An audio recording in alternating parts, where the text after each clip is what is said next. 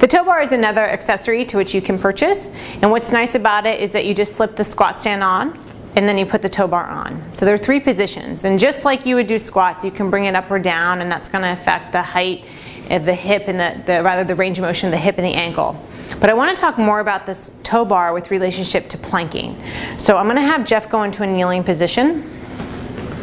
And we're at the bottom position with the tow bar, and this might be really nice. This might be a nice position where you see a good alignment and that they can get nice range of motion. And then if I transition someone from this position to more of a full plank, so now I'm going to have you step off with one leg, bring one leg back, and then transition right into a push-up position.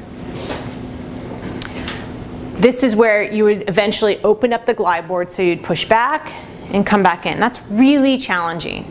And oftentimes people don't have the upper body strength to perform such a movement pattern. So I'm going to have you kneel down. And in this circumstance, I'm going to come in and I'm going to bring the tow bar all the way to the top level. You always check to make sure it's at the top by wiggle jiggling. Very technical term. So now he's going to transition back into that plank position. And now I've just raised the ground up, and so I've accommodated potentially for some upper body strength, lack of strength, and now we can start to build more of a stabilization and a strength effect here too with the planking.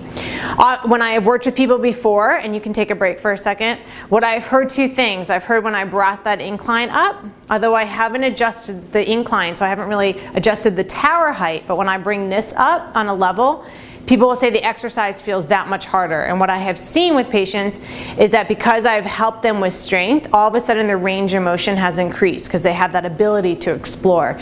So just note that sometimes when they say something or a patient says, well, this feels this way, keep asking yourself why and what have you changed and how does that affect the exercise. So another component that's nice is when if you work with Pilates and you're using the tow bar, there's an exercise called the elephant. So you're going to come all the way in. And in the typical way on the reformer, I'm going to have you stand up and you're going to bend forward.